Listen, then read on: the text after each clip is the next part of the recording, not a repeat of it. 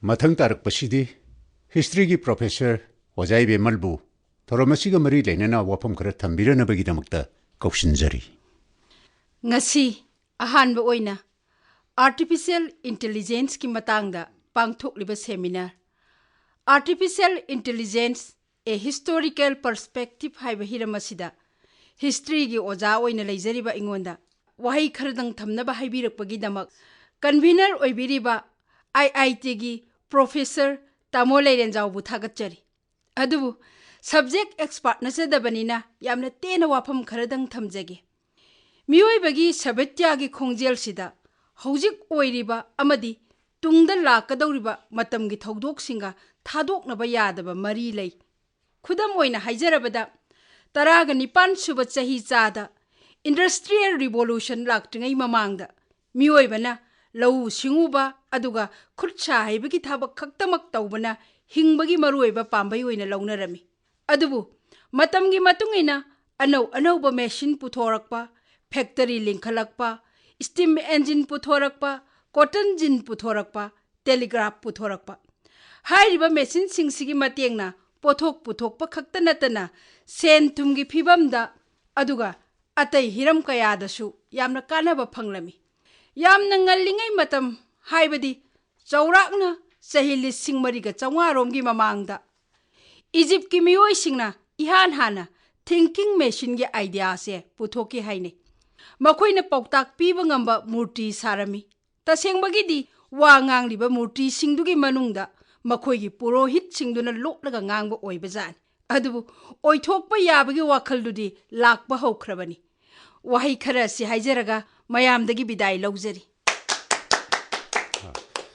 History ki professor Ojai Bemal Thagatsari. Ngasi mak machine na miyoi bai koi bo humduna puwa haibedumakti natri. Adubu artificial intelligence ka hingminna ba haibedudi soidrabani. Maramasina seminar asigi makha sathajarakpa oina naha oiriba science writer imo babu wahi kara thambira nabagidamakta kaushinjari. Ojai Bemalna Tambiram Budugi, Makha Tarakpoina, Yam Natina Wahi Krading Tamjage.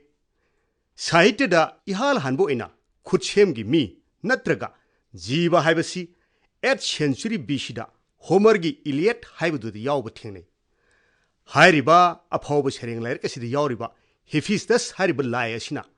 Wangangba Amadi, Satpangamba, Senjengi me Sarami. Aduga, me wina di Nataba, Matanat Satpangamba. Makong Humpan ba Pochak Singsu Sarami. Makoi Singadu, Tasang Nangasi a queen Kangliba, Robot Hibadu or Ramgani Habadi, Tazati. Adubu Adugumba Kuchemgi Bambina, Taibang Migum Sharga, Matau Tohanba Hibadi Wakalduni, Yam Namaru Eribasi. Topa Yam Nungaiba Kudam Amatanga, ay Hazage. English Hingabagat Chamri, Modramga Adwaida. Pritivi Sin between Paukipa. Leonardo da Bensina. Robot Amasharami. Robot adu Pamangami, Makut Haibasungami, Aduga, Kok Lembusungami. Leonardo da Bensina, Robot Adubo, Automata Henakorami. Aduga, Hippies Dasness Haramba, Senjengi mi Adubana, Delos Henakane.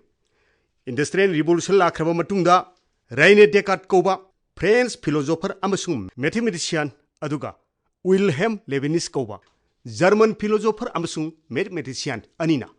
Mioi bigi wakal kan bigi thong asibo angka magi mowong da puthokpa yagadra haina yamna kana nenarami makhoi ani gi idea si yumpham oiraga tungda lakpa scientist sina artificial intelligence ke maramda tongan ba research kya tonarki artificial intelligence ki atei makha tarpa wari sidi ai kona tanja sabam da thamjarge tinwiriba mayambu thagatchari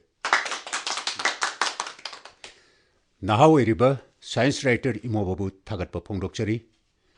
Ngasigi seminar asigi loisilakpada thamjaningbadi miyoibana yamna ngallingai matamdagi taibang mimak natragasu khursemgi mi natraga posakna singma saduna miyoibagi punsida kanaba mawngda sijinnaba pamagi wakhal leire I haibasimadi tasengna chumlaba wafam oire aduga artificial intelligence ki puwarigi khongjel asida natraga khongsat anouba haibadi Hojiki matamgi oina yenglubada English ngamaga samapal jangkai taruk asi yamnamak maruwai. Sahi asidani John McCarthy, Marvy L. Minsky, Alan Turing, Natalia Rochester, amadi Herbert H. Simon. Hairiba scientists asina artificial intelligence ki puwari semkiba. Masigi matung tarakpa sahi kharadi artificial intelligence ki khongjil asi khara tapthakrabasu. English amaga samapan marfudragi adwaidagidi personal computer thorpa hore. Kunma thoisuba sahi sa horpadagidi internet ki angakpa yawol aikoin uba phangle. Masiga loinana artificial intelligence ki su commercial production da angakpa phangna sijinaba hore. Ai tension jage ngasigi artificial intelligence ki matangda pangthokliba seminar asida lengbiregliba pai pumnamako amukanna koknona khurumjari.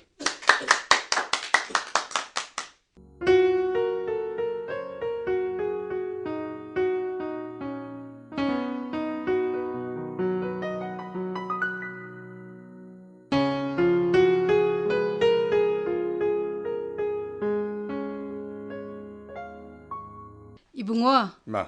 cha leire Oh. inkhraniko Thage. Ladies and gentlemen, IIT gi professor amana phone toromani mada. Imaga wari amtung sanani in harpuni. oh tamo leire jaw oire Hoi. oh ai yani oh ai phone amta tawgi ko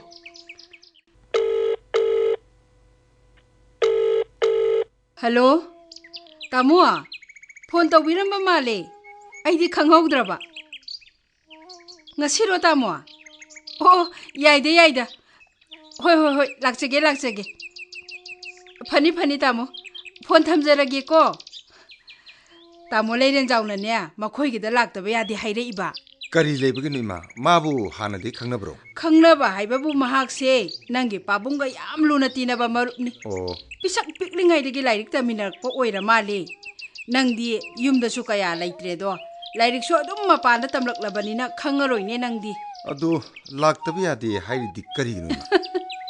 laktaba yade haidradi ne laktau mande sini nangi chakadaba matam daksilakle nangu puraga la usini dana Talli de ima ni Kainu ni. satpase. Ima wena dum chatlu roda. hey yadi bungo aina hoi soidena lakena haikhradudi Ho pare. Aduda thawina lau haibasidani ne aina samamnrise. Kari bule jano ima.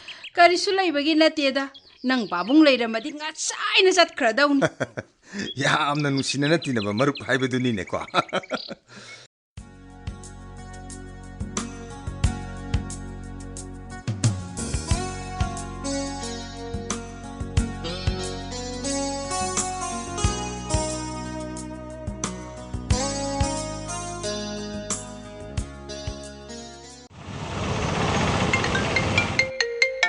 Hello.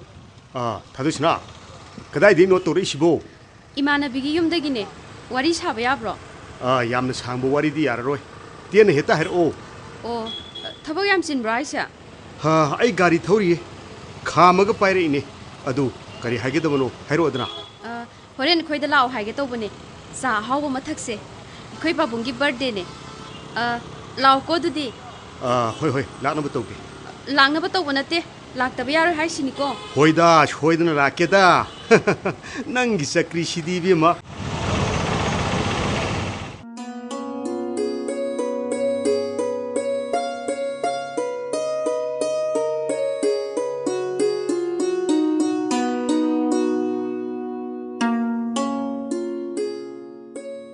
Haima, 이모봐, 능겨를 내드나. 호이 바보. 시잡는 말에, 타도시나도 주 혹시 시들레는 분이냐. 타도시나. 바봉 이모볼라 얘네. 농도 토로. 라이 바봉 이모봐. 바보. 그럼 또 우리 너희디야. 아나에 역대드나. 호이 바보. 토이독ಪ디 야우데. 바봉수 토이독파 아나에 레이트바 말레. 학장 얌을 파늘레이디. 역대. 아이마 타모이 모바 하우. 여비레 호이. 얌 농아이제레 나땅 팜시코 가리 또두노 얌 실리시나. 아두브로 신베이나테다 바봉기 버데 시다 아이나 성공 켈 호나부 호나리바 아한바 호도이네 호렌 아무 사바 야다버 칸디 떠리세 예 저니 리스나 호브 케르부 하우토 호노디다. kainom tosilga adum hawgradu potubu is kainon kaina tamoy mo ba journalist-singse kainom paktong tawba natte ko. Kochi thangdabido hairo, kochi thangdabida. As mean Pagi Tobani su Kangini Toris. Babu Ibu, Kosi di Tankidida. Tanki Brene Baba. Tangde. Hey, Bema. Babu. Hey, Mia de Youraklani, Siem Sabdo, Kratunong, Lotion of Toxitana. Hoi babu. Tamoy mo ba? How? Ay musang lukige. Hoi. Moba. Babu.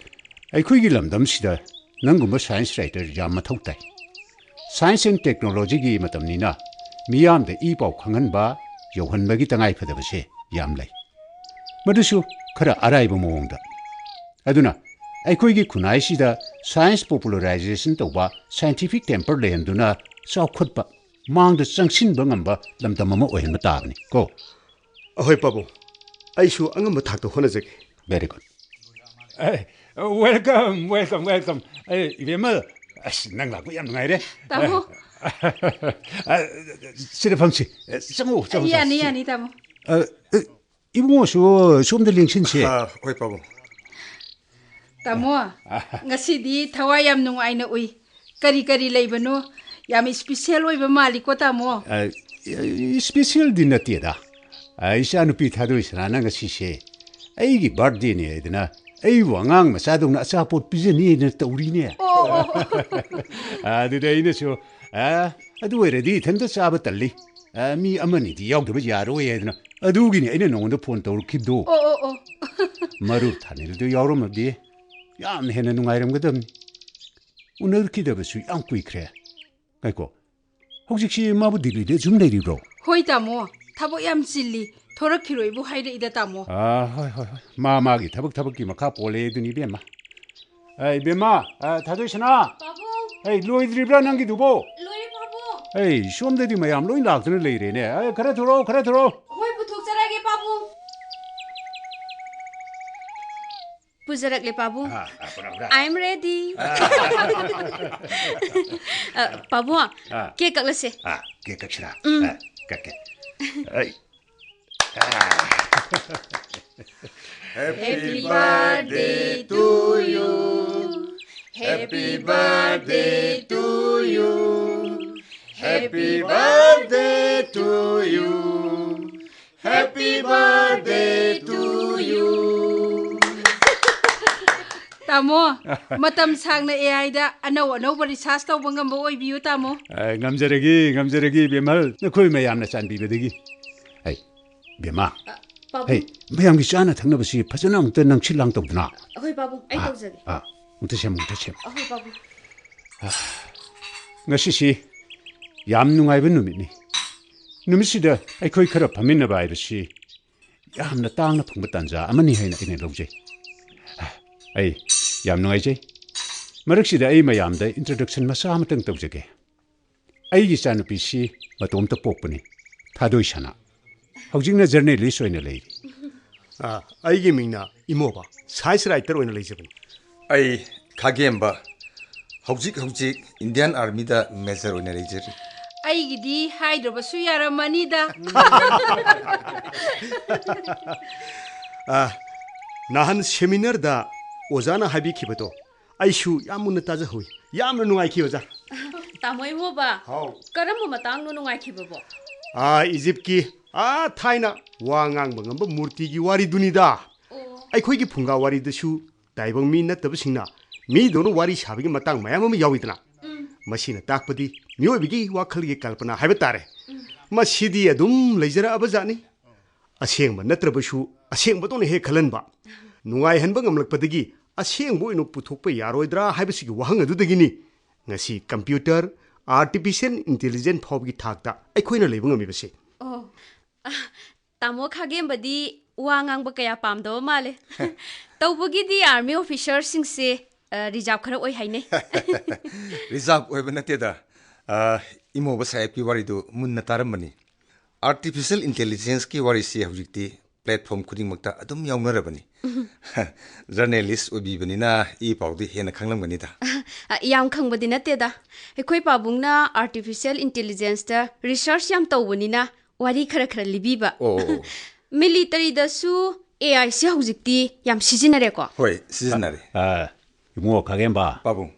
Isha nupi she journalist निको पाबुंग हंगबो याम कनबनी होय खुम्बदसु खरा section बकानागनी होय पाबुंग लानगा खुमुरबदी सोयरे ꯑꯩꯈꯣꯏ ꯄꯥꯕꯨꯡꯁꯤꯃ ꯑꯁꯦꯡꯕꯅꯤ major ꯁꯥꯍꯦꯕ ꯑꯩꯗꯤ ꯊꯥꯗꯣꯏꯁꯅꯥꯁꯦ ꯈꯔ ꯇꯣꯏꯅ ꯂꯣꯏꯅꯔꯕꯅꯤꯅ ꯃꯥꯒꯤ ꯃꯒꯨꯟꯁꯤꯗꯤ ꯆꯞ ꯆꯥꯅ ꯈꯪꯉꯕꯅꯤ इस नखोई नि मिचंग सेमलगा अइंगोंद इकाइबा पीनबो होटनरिदो अदु तोकलदिने हेक फदौबा करी सुवारुनुदा इचा सिदी इचागी मिचंग लैरिसिदी होइमा हौजिकति किबिद्रे हाइजरौने तामोइ मोबा मिलिटरी दा AI सिनबगी मतंग यौखिबा माले हुजिगी वारिदो होइ तामो सुमना सुम हंगनिंगबनिदा औ थादोय हुजिकति AI ngakतंग सिलकपुगुम तौरे लान की टेक्निक ओइरो साइबर सिक्योरिटी की बु ओइरो वेदर फोरकास्ट बु ओइरो मशीन लर्निंग अदुगा डीप लर्निंग की method सिजनरगा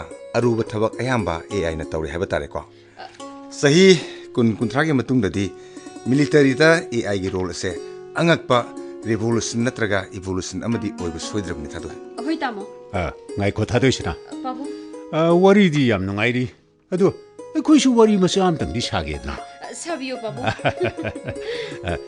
ojai bemal तामो ibungo kage masibu yum kai pan kiroidro masa haire matik sare yum pan na bu tawri sikaino maruk thanil de su sehi muki mamang de aina wari shi haipet kangthu kramni ne वारीदी कुइरे सारकवा तामो खंगदेने मसानादी interest इरा इलेतबा मानबसिदने आइसु हाइफम खंगदे ꯑꯣ ꯑꯗꯨꯗꯤ ꯃꯦꯖꯔ ꯁꯥꯍꯦꯕꯀꯤꯁꯤ ꯈꯖꯤꯛꯇꯪ ꯂꯨꯕ ꯋꯥꯔꯤꯒ ꯂꯩꯔꯝꯃꯗꯧ ꯃꯥꯜꯂꯤ लेते दई मो साहेब मतम ओइद्रिबैनि मतम बुलादि थिंबा ngamloida ꯑꯆꯨꯝꯕꯅꯤ ꯃꯦꯖꯔ ꯁꯥꯍꯦꯕ ꯏꯃꯥ ꯍꯣꯏꯅ ꯄꯥꯝꯂꯤꯕꯁꯤꯅ ꯃꯇꯝꯗꯣ ꯌꯥꯝꯅ ꯊꯨꯅ ꯂꯥꯛꯄ ꯊꯕꯛ ꯍꯦꯛꯇ ꯄꯥꯡꯊꯣꯛꯄ ꯑꯗꯨꯗꯒꯤꯗꯤ मथंग तामोगी सु होय चानु पिसे मतम यारकले मसा हाइरे लाइरिक हाइरे मतिक चारे अफबा मी अमा येंगलगा एखोय मयाम चंगदुना लुहोंबिरसि कैनो तामो hoi adu masa dong tang haino yabre yingune bema हाइमा करिनो इबेमा पाबुंना हाइरिसिबु चुम्बरने ang summeima aidi yum palaroida हाइमा तहोइदे कोइबेमा अदुमना खल्लिबदो चुम्दे मनुंग मतम जाना युम कई पानबा हाइबसे तौफम थोकपनी नंगना हेना खंगलिबदुनी नेबेमा आइसु खंगेमा अदुदा पाबुंग मथंता लेगदबदो खल्लुबदा आई युम पामरगे वखल थादोयैमा इखंग खंगौदना टॉपिकसी ꯌꯨꯝ ꯄꯥꯟꯕꯔꯣꯝꯗ ꯆꯠꯊꯈꯤꯒꯗꯧꯔꯦ ꯆꯨꯝꯃꯤꯅꯦ ꯏꯃꯧꯅ ꯍꯥꯏꯔꯤꯕꯁꯦ ꯃꯁꯤꯒꯤ ꯇꯣꯄꯤꯛꯁꯤꯃꯗꯤ ꯅꯣꯡꯃ ꯇꯟꯖꯥ ꯑꯃ ꯂꯧꯔꯒ ꯈꯟꯅꯕꯅ ꯐꯒꯅꯦꯅ ꯈꯜꯂꯦ 이모 가게임바 빠붕 밀리터리 서비스 에두가 밀리터리 워피어다 마시게 호록품시 숨튀진바 마tam다 아이코이나 퇴독나 컨질루데보 보석 얌 내려메네 딱 비우 빠붕 AI기 지하시 숨마탕마탕 파클라가 티루 마tam다 아이코이기 레이박 아이베디 바르트수 마망의디게 호나 artificial intelligence ki wakalonsi lerammiena haibatai hoi aduga sizinnaramбаги kudam changdamsu adum maphangi hoi karamba khudam changdamno pabu yego aikoina ramayan mahabharat ki wari pai tv da su serial oina lakhiba leikre nangsu uramani kredi khangamani ko hoi babu lan gi matang di yengune brahmastra hairiba tiena sina kapthukhiba matamda target adu koithi thiraga pan mangami adudagi amu Krishnan पाइब सुदर्शन चक्र हाइबसिना अकक्नबा target अमा लोइसिलबा मतुंगदा मपुदा अमु हंजिलै हाइरिबा थौदोसिंग अदुना वारि अमा ओइरगा ngasai concept aduga philosophy adugane akone yengadabdi khudam oina hollywood ki film kharada superman no paiba ngami thor gi hammer habdi nungthangdo mathau tawruraga amu thor gi makuta hanjilei ramayanda hanuman do paiba ngami wari sidi loiba nairoi chumi babu पाबुंगना ताकपिरिबसी यामना चुमी खंजे अतोप वारी अमदना भारत की लोकपनत की वारीदा machine साबा लानमिसिना भगवान बुद्धगी सागो नरप पोचक Singh ngaksenbigi maramda palli masida natana tongan tonganba civilization singdasu asigumba mana ba thodok kaya yauribasini maduna makhoi singsina thongkhong oiraga john mccarthy phawba aduga matung tarakpadana ngasi phawba artificial intelligence ki loiba nairoi doba thong ase makha taana chathari chatsu chathakigani ngasidi tamo leiren jauna takpi badagi yamna nungaiba mitna kong oigadaba wari kaya ma tajaba phangni tamo yam nungai je pabu aduga science writer imoba sai puju thagatsari sahib ko bisi kai jeda sahi su hai phe manaram do mali maru baina dum kaunasi kari kai ge yai maru baina hekta kaunarasi yengo do ibungo ngasidi nangi amna phaba marup ama phangledana kanadro hoima laklamdradi khangsu khangnararo aiba ye mani asing mangine adu mayam hojikti wari su sorak pam loirabani chabarom do mungtang mai onsinbi gadra ai ibema ai nang te siam sadrang to hono mayam gi tharang to adudi mayam haunana bu torsi do hoima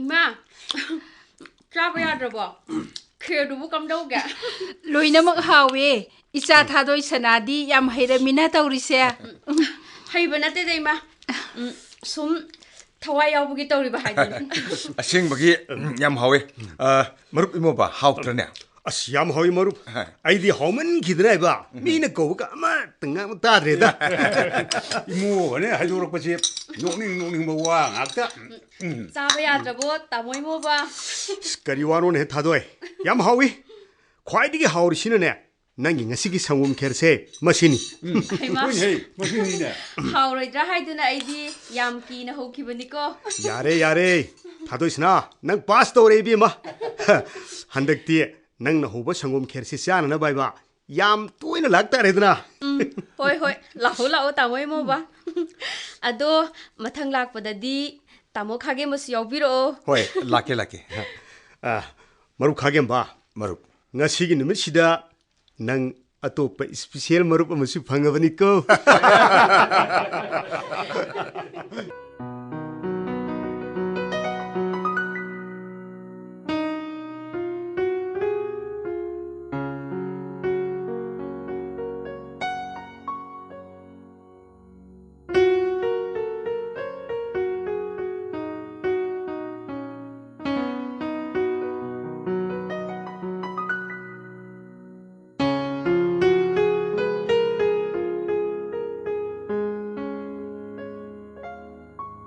Hauzik tabire science serial Hayengdi Youraklani mari suba tangkak Lila asida saktam langkiba singdi Lairen jaugi saktam da Guru Mayum Priyogopal Sharma Romala yen senbam ibemhal gi saktam langkibi Khagem bagi saktam da Santa Pebia imo bagi saktam dana Moirang them ibo pisak sing Wangkem apana debi thadoi sana gi saktam langkibi Lila si Dr. Anurag Sharma na Ingraji londa ibadagi ingudam Achow Singh na amuk hana Manipuri londa ithokpani Thauramasi All India Radio Imphal na Bigyan Prasar Noida amadi Manipur Science and Technology Council Maste ka kusam naraga puthokpani Thauram puthokpi Keisham Kabita puthokpada tengbang bi angom ila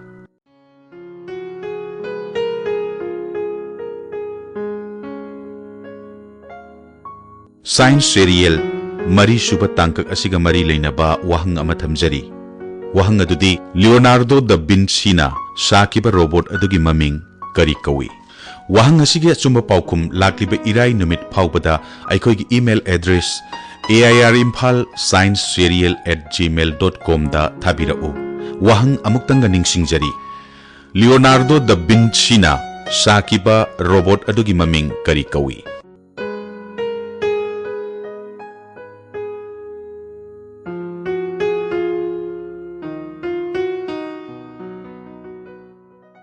Ahum suba episode ta thamjakiba wahang software robot amana nongmada chaurakna bank transaction kaya yamna pangthokpa ngami wahang asigi achumba paukum lakh 10 dagi hena ngami achumba paukum thabirakpa singi maraktagi lottery tawjaraga miyoi ani khangatchare khangatlaba miyoi singadudi athokpam sayon baluwang wangkhai ningthem pukri mapal awang leirak el malesh awang sekmai makha leikai Liberal College da BSc 5th semester tammi haidana takpirai episode ahum punsillaga mana yenthokpagi thauram pangthok sagani aduna pangthok kadaba numit adu konna laukthok charakke